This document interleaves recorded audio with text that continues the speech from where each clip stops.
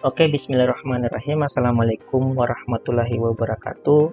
Dan salam sejahtera untuk kita semua. Halo teman-teman, kembali lagi bertemu dengan saya. Jadi pada video kali ini saya akan membahas lanjutan video saya yang terdahulu, yaitu tentang nitrogen. Jadi kalau teman-teman belum nonton video saya yang terdahulu, silakan teman-teman nonton dulu ya, biar teman-teman nyambung pembahasannya. Linknya ada di deskripsi. Nah, jadi teman-teman, video ini adalah seri terakhir pembahasan tentang N atau nitrogen.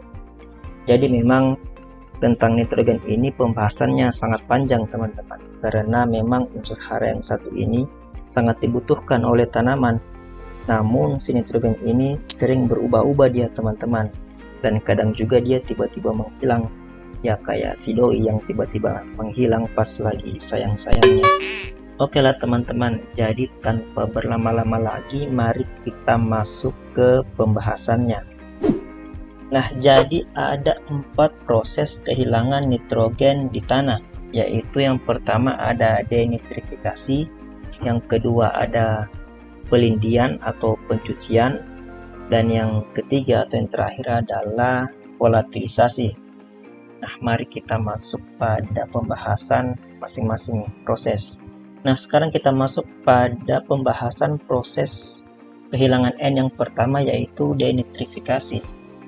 Nah, jadi teman-teman, denitrifikasi adalah reduksi kimia nitrat NO3- menjadi gas nitrogen NO, NO2, dan N2 dilakukan oleh mikroorganisme atau bakteri aerobik seperti Agrobacterium alkaligenae,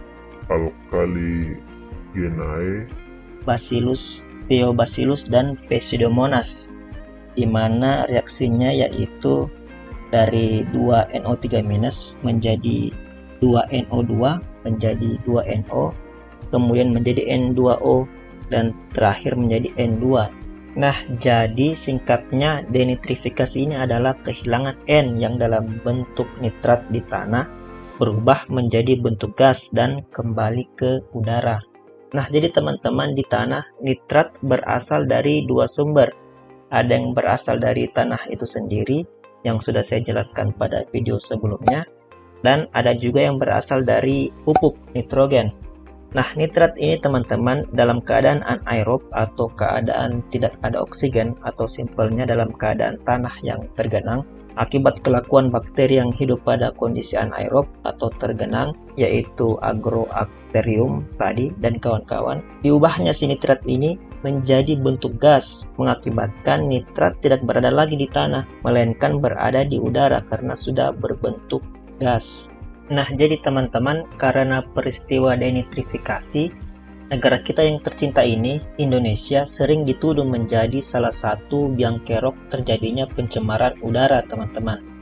Lah, kenapa bisa?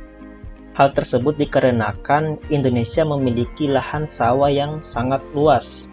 Tercatat pada tahun 2019, luas baku sawah di Indonesia yaitu seluas 7.463.948 hektar.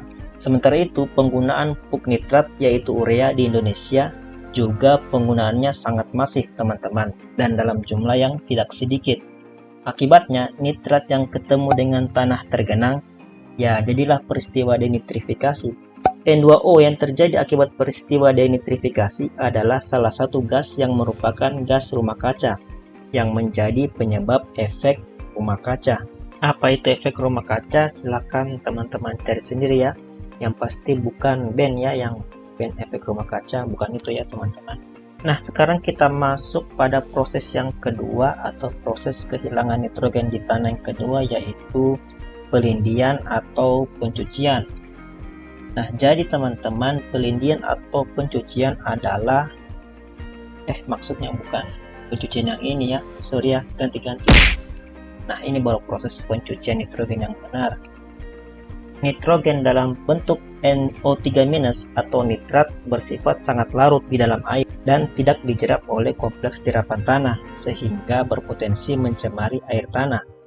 Pelindian dapat lebih cepat jika terdapat lubang bekas akar mati atau cacing tanah dan adanya rekahan-rekahan alami seperti pada tanah vertisol. Nah, jadi teman-teman, NO3 ini atau nitrat pada tanah tergenang dia berpotensi hilang karena denitrifikasi. Sedangkan pada tanah kering, nitrat ini berpotensi hilang karena pencucian. Jadi agak susah memang si nitrat ini teman-teman, harus dijaga baik-baik dia. Nah, sebenarnya teman-teman, kondisi hara yang mudah larut itu bagus teman-teman, karena tanaman mengambil hara yang dalam bentuk terlarut. Tetapi kondisi yang sangat mudah larut menjadi masalah juga karena mudah tercuci atau terbawa oleh air. Nah, kenapa nitrat atau NO3 ini menjadi sangat mudah larut? Karena muatan si nitrat ini yaitu negatif ya teman-teman. Sementara muatan tanah juga bermuatan negatif. Waduh, apalagi itu muatan tanah, Pak?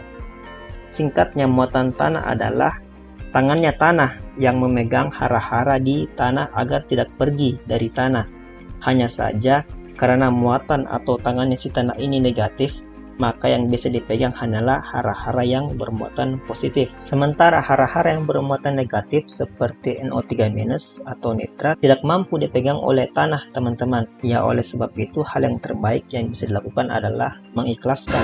Maksudnya mengikhlaskan hara-hara tersebut tercuci ya dan hilang dari tanah.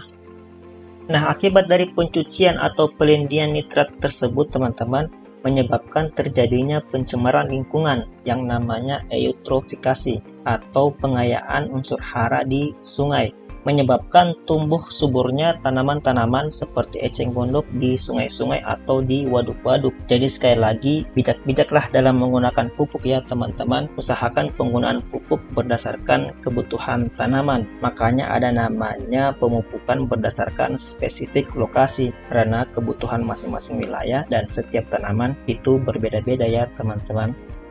Oke, sekarang kita lanjut ke proses kehilangan N yang terakhir, yaitu volatilisasi. Volatilisasi adalah kehilangan N ke atmosfer sebagai gas amoniak NH3. Terjadi jika pupuk N yang mengandung atau menghasilkan amonium berada di permukaan tanah, terutama pada pH tinggi di atas 7 dan suhu tinggi, atau diberikan ke tanah-tanah kapuran yang mengandung CaCO3 membentuk amonium karbonat, NH3 2 kali CO3 dan endapan karbonat.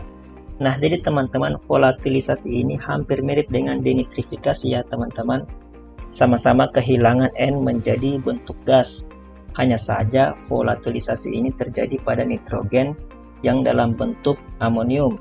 Sedangkan denitrifikasi tadi adalah berubahnya nitrogen yaitu nitrat menjadi bentuk gas. Nah, volatilisasi ini terjadi pada tanah yang kering yang pH-nya di atas 7 dan mengandung kapur CaCO3 yang tinggi. Seperti tanah-tanah di Majene ini ya, kandungan kapurnya sangat tinggi, jadi rawan yang namanya volatilisasi. Aplikasi pupuk nitrogen dengan cara ditebar menjadi penyebab terjadinya volatilisasi ini teman-teman. Oleh sebab itu baiknya aplikasi pupuk nitrogen dilakukan dengan cara ditanam atau dibenamkan ke tanah. Jangan langsung disebar atau diletakkan di atas permukaan tanah, karena rawan terjadinya volatilisasi ini teman-teman. Oke teman-teman, jadi sampai di sini dulu video saya kali ini, dan berakhir pula pembahasan terkait nitrogen. Jika ada salah-salah kata mohon dimaafkan, dan saya akhiri wabillahi taufik wal hidayah. Assalamualaikum warahmatullahi wabarakatuh.